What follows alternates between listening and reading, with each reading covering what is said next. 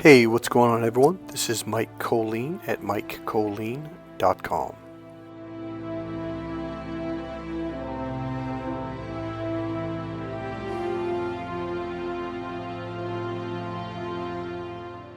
Alright, so the theme for this video is reflection.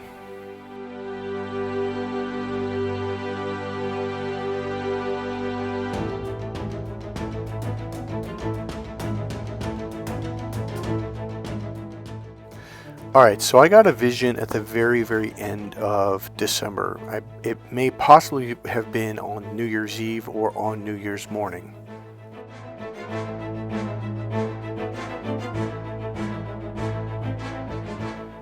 This vision was super bright, it was super colorful, it was very distinct.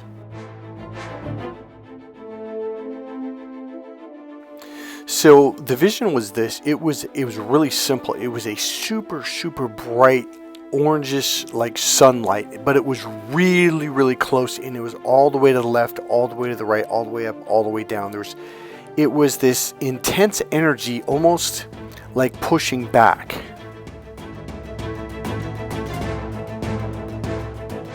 So when I say pushing back, I mean back at me.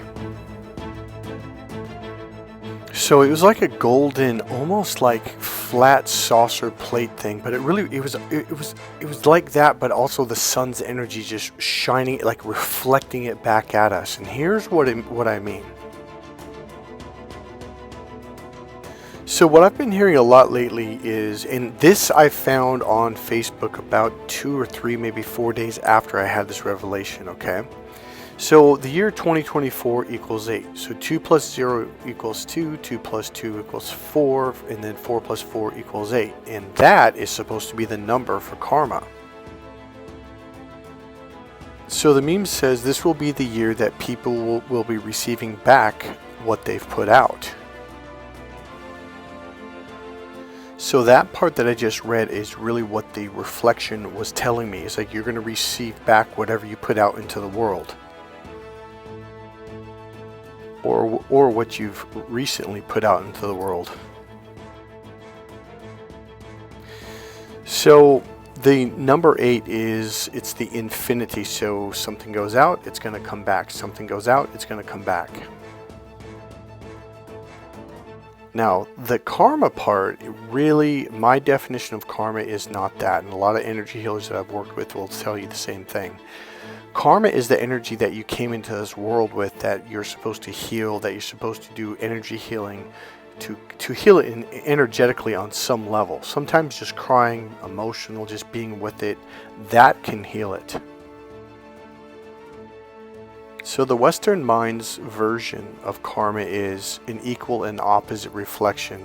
That is unfortunately not karma. Sorry, I didn't quite say that quite right. An equal and opposite reaction. That's the Western way of saying it, but that is not karma. So you could not do anything bad at all and still get bad things happening to you, because this is energy that you need to heal, that you came into this lifetime with.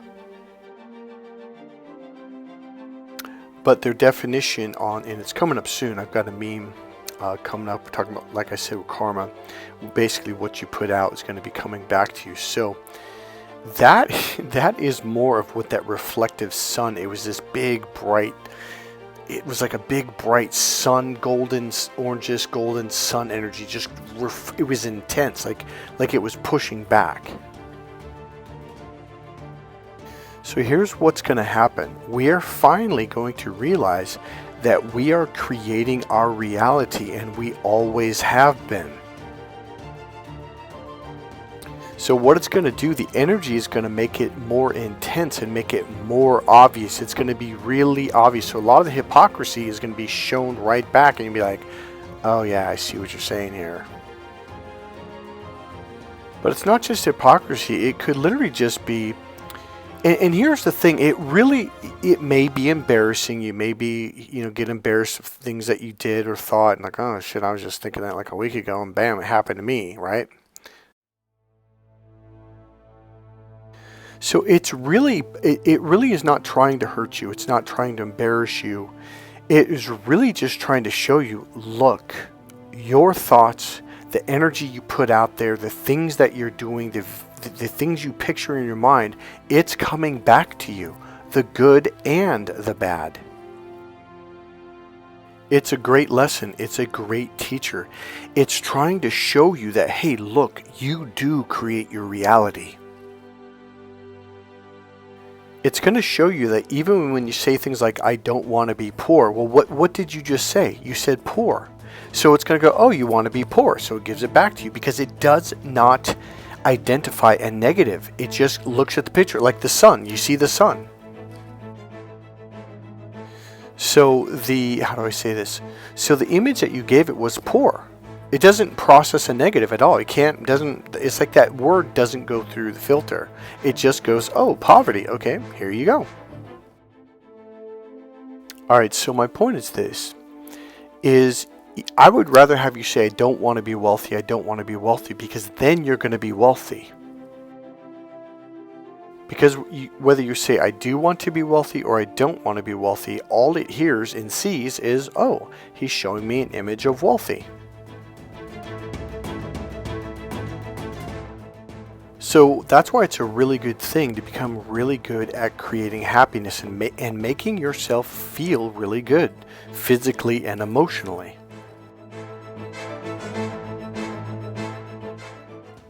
Because it's going to reflect it back to you to show you, hey, look, you had these feelings, you created these emotions, and now look what's coming.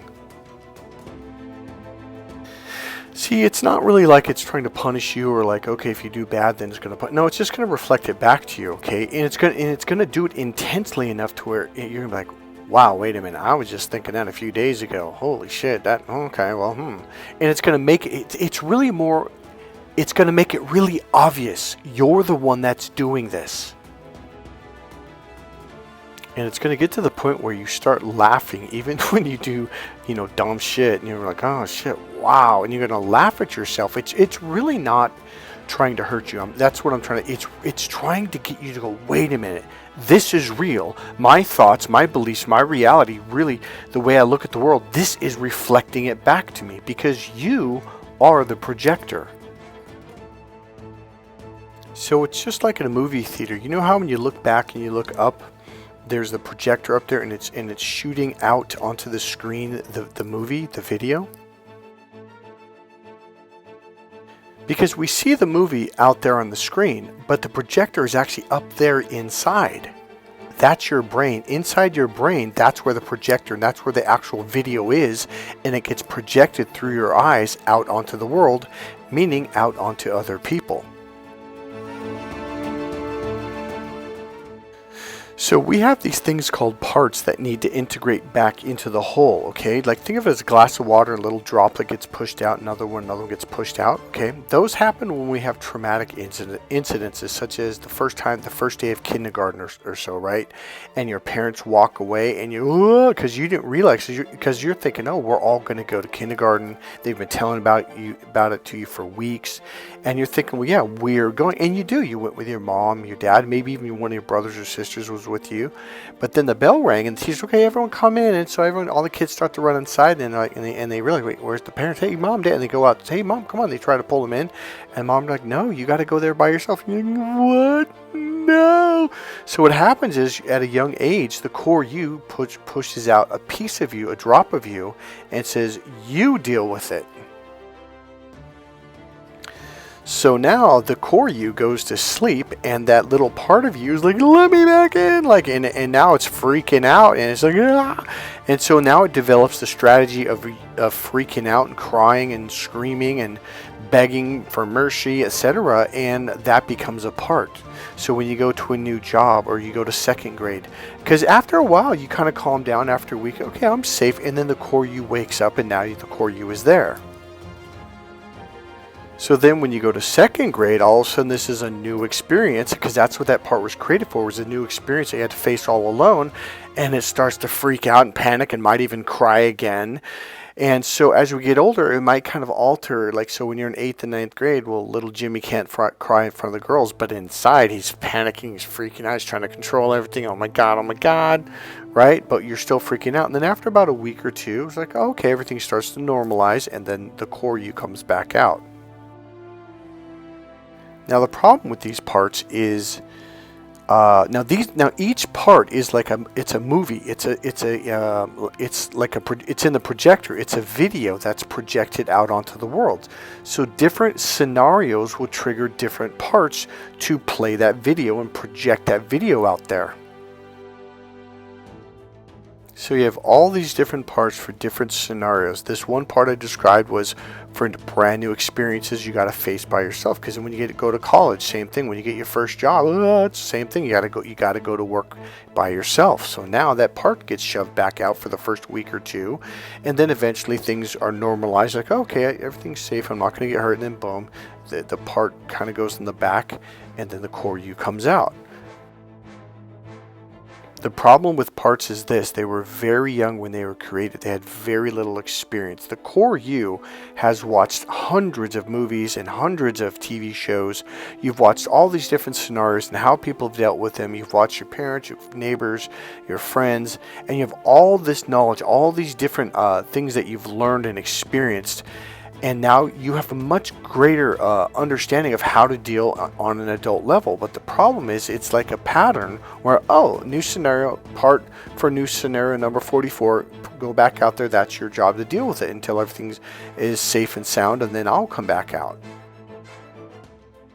The problem with that is, you're putting a little child, a 4-year-old child, a 2-year-old child, a 6-month-old child, because this is when the parts are created. So you're letting these little children with almost no knowledge, no strategies, no experience. And that's the thing. He's like, well, the part grew up. No, the part never grows up. It's exactly as old, and it uses the same strategy when it was 4.5 years old, when it went to kindergarten, or 2 years old when it got scared for the first time. And it uses the same strategy to deal with it, which is a very immature strategy. And it also creates rules and beliefs that go along with, and values. And these are based off of very, like a little tiny child's brain. So guess how you heal these parts? By becoming conscious of them. See, the first time you become conscious of, like, wait a minute, this is the same pattern I've been running since I was a little child. Wait, what's going on here? So like one of the patterns is we tend to date our opposite sex parents. So we tend to date and get in relationships, if you're a male, with someone who's like your mother, the same values, rules, beliefs, maybe even the same sign. And for women, it would be your father. It could be any scenario that continually gets repeated because you project it out there. You will only deal with certain people that fit inside this category of, okay, this is the part, this is what I believe, this is the way life is, and these are the strategies on how I deal with it. So you got to find certain people that fit within these scenarios. One time there will be something that happens. Maybe you work with a healer like me, a therapist like me, or the incident will happen so many damn times over and over and over and over, and you go, oh my God, like it become, even your friends are like, do you see it now? Because you'll have friends that are like, dude, like, there you go, you're dating the same guy, he's an asshole, he's a dick, he doesn't have a job, or he blah blah blah, and all of a sudden a year later, like, oh my God, men are all the same, or women are all the same, depending if it's a man, and your friend's like, dude, you keep picking the same kind of people, like, what are you doing? Now, this isn't just relationships. This could be with all kinds of issues that have nothing to do with relationships. Again, how do you heal them? When you start seeing the pattern, when you start going, oh, wait a minute. Like sometimes you'll be in the same scenario, blah, blah, blah, and you'll catch yourself repeating the same words and phrase, and wait a minute, I've been here before.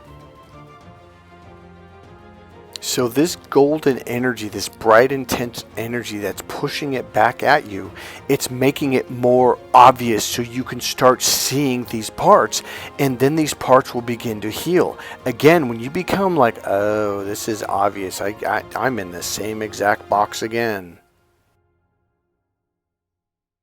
Now, what'll start to happen is memories will start to come up from childhood out of the clear blue sky. And be like, oh, that's right, I remember that, And it was like, and the memories are all a similar pattern or similar type of memory. That's how you know your unconscious mind, the core you, is starting to go, oh, wait a minute. And this is how you know you're healing it. And then what happens is that problem never happens again. And even friends are like, well, what happened? Okay, I used to have this thing where people would honk at me all the time. I mean, it was insane. Like, what the hell? Okay, I'll give you a story. So I was dating this woman, well, not woman, she was 32. I was about 38, I think. And she was crazy. Whenever she got in the car, she'd pull out in traffic, run red lights, and nobody would honk at her. People would just, oh, okay, because she was cute and she was kind of petite. But here's the deal. She had a Toyota, so she had these really high seats in this one car, meaning they would cover the back of your head. So from behind, you couldn't tell if it was a male or female or who was driving. So we went to the gas station. She goes, Mike, can you drive? I'm like, yeah, sure. I get in the car. Before I even close the door, someone pulls up behind me, starts lays on the fucking horn, and she just starts laughing, her and her daughter. She goes, man, that really does happen to you, huh? I'm like, I told you.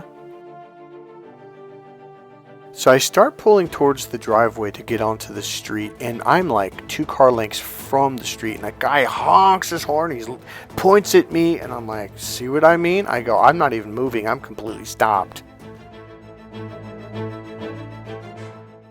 Now that's what I call karma. That was my energy, okay? So once I healed it, boom, it stopped. It hasn't happened in over, oh God, I think it's been 15, 16 years. Alright, so real quick, this is an image or a painting of Gabriel. Gabriel is the angel of healing. Take a look at Gabriel. He's a badass. He's very muscular. And look what he's holding. Yeah, a big sword that will kill people. Or maybe other angels or demons. So if this is God's angel of healing, and he's that badass, now this is a very nice angel. He helps people. He heals people.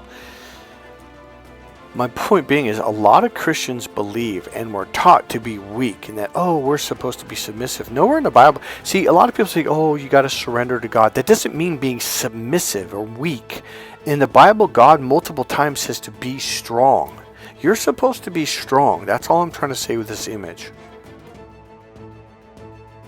Oh, and by the way, for those people, the narcissists that have done you wrong, man, they are going to pay heftily. And yes, you can laugh with joy and laughter.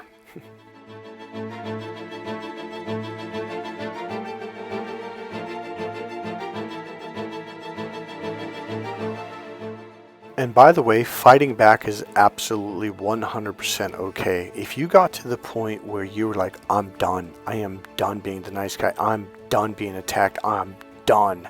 That is a very good thing. This is what God wanted from you a long time ago. To have boundaries and refuse to let people treat you like shit or to hurt you anymore.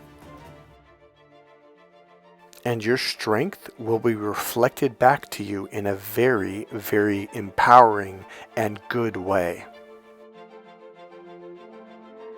I honestly think this year is going to be an amazing journey. It's going to be ups and downs, but it's going to be very, very positive learnings, especially for empaths, good-hearted people, spiritual people, people that are truly, when they go to God, they come from their heart.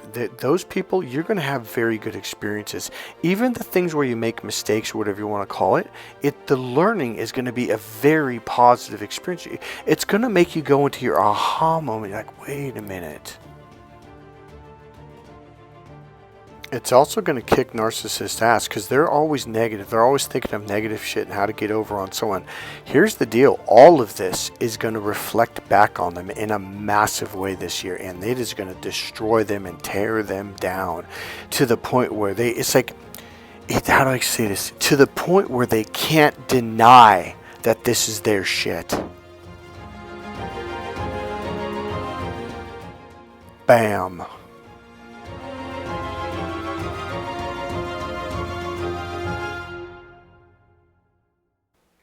I highly recommend that you enjoy the fullness of this next year, 2024. It is going to be awesome for you.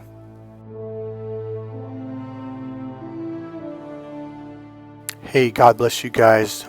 I'm glad that you got this far in the video. Hope this video made a huge impact in your life. If you like this video, go ahead and click subscribe, click the like button, and go ahead and make a comment. And if you like, you can make a donation. There is a donation PayPal button, PayPal link in the description box. God bless you guys. I'm going to leave you with some music. I'll see you guys in the next video.